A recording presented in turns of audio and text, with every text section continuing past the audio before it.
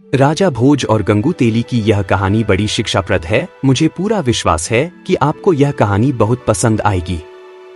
दोस्तों, यह कहानी कर्मों के फल पर आधारित है, तो चलिए दोस्तों कहानी को शुरू करते हैं। दोस्तों, राजा भोज एक न्यायी प्रिय राजा थे। वे अपनी प्रजा को पुत्र जैसा स्नेह करते। उनके दरबार में अनेक विद्वान लोग रहते थे। राजा भोज चापलूस और चाटुकार लोगों से हमेशा दूर रहते थे। राज भोज को उनकी प्रजा देवता के समान पूजती थी और उनका जय जयकार करती थी। राजा अपनी प्रजा के दुख तकलीफ का पता लगाने के लिए रात्रि में भेष बदलकर उनके घरों के आसपास घूमते थे, जिससे वे अपनी प्रजा के दुख सुख का सही से पता लगा लेते थे।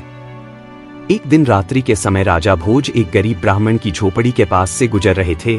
तभी उनकी नजर एक गरीब ब्राह्मण और ब्राह्मणी पर पड़ी। ब्राह्मण की झोपड़ी में एक छोटा सा दीपक जल रहा था।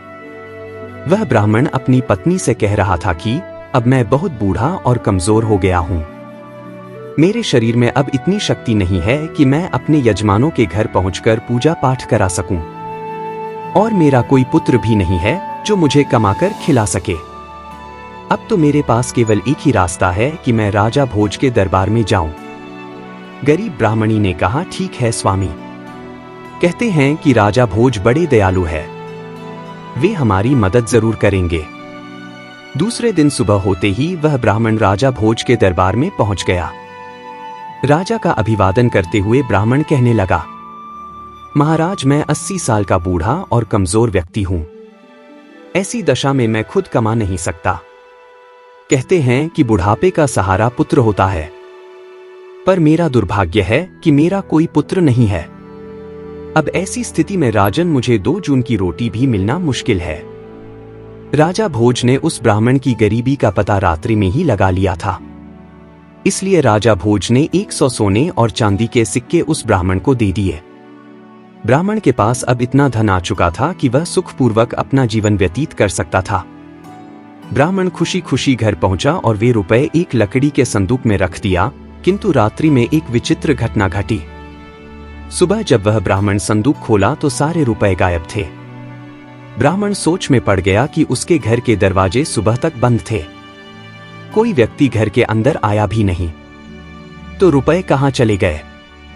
वह ब्राह्मण व्याकुल होकर सुबह दूसरी बार राजा भोज के दरबार में पहुंच गया और रात का सारा हाल बताया। राजा ने उसे दूसरी बार भी 100 सोने चांदी के सिक्के दिए। ब्राह्मण बहुत खुश हुआ।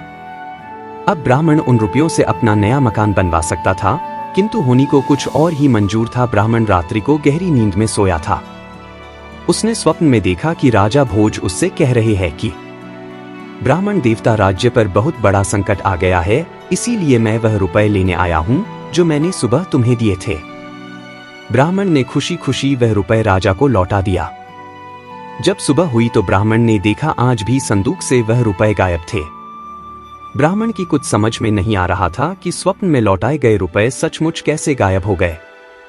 वह गरीब ब्राह्मण सुबह राजा भोज के दरबार में पुनः पहुंचा और रात्रि का सारा वृतांत राजा के सम्मुख कह दिया। राजा घोर आश्चर्य में पड़ गया। वह चकित था। राजा ने अपने कोषाध्यक्ष को आदेश दिया कि 100 सोने और चांदी के सिक्के ब्राह्मण को पुनः दिए जाए। राजा की आज्ञा का पालन हुआ। ब्राह्मण खुशी खुशी घर पहुंचा।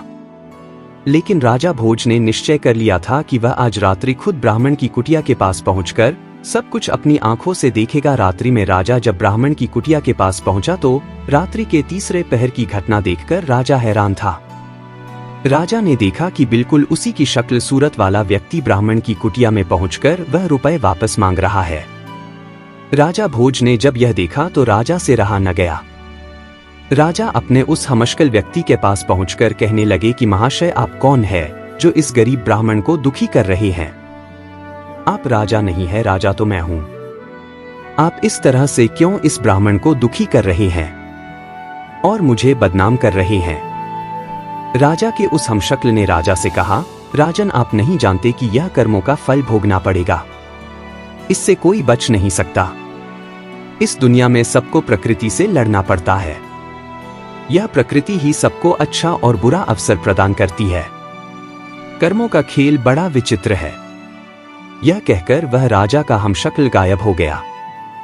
एक दिन राजा अपने सबसे तेज और ताकतवर घोड़े पर सवार होकर जंगल में शिकार खेलने निकल गया। राजा के साथ कुछ सिपाही भी थे। सारा दिन शिकार की तलाश करते करते वह अपने राज्य की सीमा पर पहुंच गए। राजा के सिपाही पीछे छूट गए। तभी उस घोड़े ने एक ऊंची पहाड़ी से छलांग लगा दिया। राजा भोज लहू न होकर घोड़े से गिरकर मूर्छित हो गए। उनका मुकुट भी गिर गया। राजा भोज को जब होश आया तो उन्होंने देखा कि वह पड़ोसी राजा के सिपाहियों के कब्जे में है। सिपाहियों ने पूछा कि तुम कौन हो, यहां कैसे आए? राजा की जुबान बंद हो गई थी। राजा ने कोई उत्तर नहीं दिया। इस पर सिपाहियों ने राजा को हमलावर शत्रु समझकर मारा पीटा और घायल करके नगर के बाहर सुनसान जगह पर फेंक दिया। तभी उसी राज्य का रहने वाला गंगू तेली उधर से गुजर रहा था। उसकी नजर राजा पर पड़ी। वह घायल राजा को उठाकर अपने घर ले गया, क्योंकि राजा के भाग्य की विडंबना ही राजा को गंगू तेली के घर पहुंचा दिया। गंगू तेली ने राजा की मरहम पट्टी करके राजा को स्वस्थ कर दिया। राजा को जब होश आया तो राजा ने अपने जीवनदाता को देखा, लेकिन राजा तो बेजुबान हो चुका था। गंगू तेली राजा को देखते ही समझ गया कि वह कोई कुलीन व्यक्ति है जो भाग्य का मारा है, इसीलिए इसे शत्रु समझकर पीटा गया है। कुछ दिन बाद ही राजा भोज पूर्ण रूप से स्वस्थ हो गए। लेकिन राजा भोज यह जानते थे कि सत्यता जानने पर इस राज्य का राजा उन्हें शत्रु समझकर कैद में डाल देगा, इसीलिए राजा बहुत चुप रहे। गंगू तेली ने राजा को कोलू पहनने का काम दिया। राजा ने उसे शहद स्वीकार कर लिया। गंगू खुद भी राजा के साथ कुल्लू का बैल बनता था, किंतु हीरा तो कोयले की बीच भी चमकता है और चिंगारी घोर अंधेरे में भी चमकती हुई दिखाई देती है। गंगू तेली ने राजा की विशाल बाहें, चौड़ी छाती, चमकता हुआ मस्तक देखकर अनुमान लगाया कि उसका दास जो है वह कोई साधारण व्यक्ति नहीं है। राजा भोज को अपने जीवनदाता का कर्ज चुकाना था, इसीलिए पूर्ण स्वस्थ हो जाने पर भी दरबार में पहुंचे राजा भोज उस साधारण वस्त्रों में थे, लेकिन उनके शरीर से एक ओज चमक रहा था। दरबार में चारों तरफ हर्ष उल्लास था। बड़े बड़े गायकों ने अपना अपना गाना सुनाया, परंतु राजा की बेटी वसुंधरा अभी भी श्रेष्ठ गायक की तलाश में थी। अंत में कोने में बैठे हुए गंगू तेली ने राजा भोज की तरफ संगीत के लिए इशारा किया। राजा भोज ने खड़े होते ही चारों तरफ हाथ जोड़कर अभिवादन करके मंच की तरफ चल दिए। राजा भोज ने गंगू तेली के नौकर के रूप में अपना परिचय दिया और बीड़ा उठाकर गाना शुरू किया। दरबार में बैठे हुए सभी लोग मंत्रमुग्ध हो गए। चारों तरफ से वाह वाह की आवाजें आने लगी। राजकुमारी चिल्लाते हुए कहने लगी, महान गायक, श्रेष्ठ गायक। पहली बार खुली सभा में राजकुमारी को इस तरह चिल्लाना राजा और दरबारियों को बड़ा अजीब लगा। राजकुमारी पर जैसे संगीत का जादू छा गया था। वह खड़ी होकर फिर चिल्लाने लगी, यही है मेरा गायक, यही है श्रेष्ठ संगीतज्ञ, यही है संगीतज्ञ। राजा को यकीन ही नहीं हो रहा था कि राजकुमारी एक साधारण आदमी को इस तरह से अपना मान लेगी। उस सभा में अपना मान लेने और विजय व्यक्ति का मतलब था राजकुमारी का जीवन साथी। राजा ने राजकुमारी से कहा कि बिना वंश जाने इस तरह तुम्हारा कहना उचित नहीं है, क्योंकि तुम कोई साधारण कन्या नहीं हो, इस राज्य की राजकुमारी हो। राजकुमारी ने कहा, पिताजी, यह कोई साधारण व्यक्ति नहीं है, यह कुलीन वंश का गुणी राजकुमार है, आप परीक्षा करके देख ले। राजकुमारी वसुंधरा ने पूरे विश्वास के साथ उत्तर दिया, क्योंकि राजकुमारी का मन कहता था कि यह कोई साधारण व्यक्ति नहीं है। राजा सिद्धराज के दरबार में ज्ञानियों की कमी नहीं थी। वहां 4 विद्वान धर्मदेव, कर्म देव, तपदेव और पुण्यदेव बैठे थे। राजा ने दरबारियों को संबोधित करते हुए कहा, विद्वानों, हम इस युवक का परिचय इसके गुणों से ही जानेंगे। हमारे 4 विद्वान ही उस श्रेष्ठ गायक का चुनाव करेंगे जिसे वसुंधरा पसंद कर सकेगी। हम स्वयं इन 4 विद्वानों से उस युवक के बारे में प्रश्न करेंगे। सबसे पहले सिद्धराज ने विद्वान धर्मदेव से प्रश्न किया कि धर्मदेव, इस आर्यावर्त में सबसे अधिक धार्मिक युवक राजकुमार कौन है? धर्मदेव ने कहा, महाराज, आप प्रश्न पुण्यदेव से किया कि पुण्यदेव आप बताएं, ऐसा कौन सा पुण्यात्मा युवक है जो हमारी सभा में आकर हमारे सामने हमारी राजकुमारी का पानी ग्रहण कर सके। महाराज, ऐसी पुण्यात्मा तो इस धरती पर राजा भोज ही है। उनके पुण्य की कहानियां अनेक है, वे सबसे महान है, पुण्यदेव ने स्पष्ट किया। अब सारे दरबार में सन्नाटा था कि अब इस युवक का क्या होगा, पर वह युवक बिल्कुल शांत और गंभीर खड़ा था। राजा ने उस युवक से पूछा कि तुम अच्छे कलाकार अवश्य ही हो, परंतु हमारे सभासदों का निर्णय सुन लिया होगा। हमारी बेटी ने न जाने कैसे अचानक दरबार में यह अभद्रता क्यों कर डाली। हमारी बेटी केवल राजकुमार भोज के ही अनुकूल है। हमारे विद्वानों के अनुसार राजा भोज में चारों गुण धर्म, कर्म, तप और पुण्य मौजूद है। उस युवक ने कहा, नहीं महाराज, हमारी दृष्टि क्षमा करें।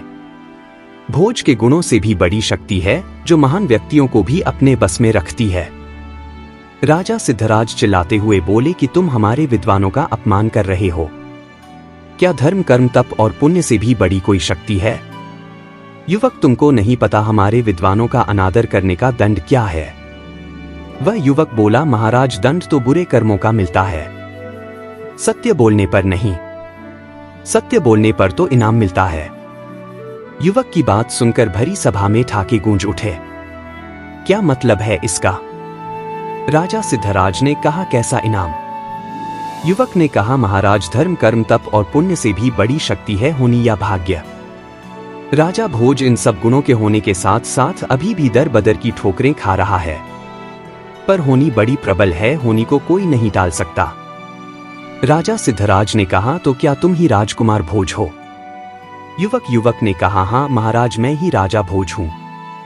यह सब होनी का खेल है जो आज मैं आप सबके बीच हूं। भोज ने ब्राह्मण और शिकार की सारी बात कह सुनाई।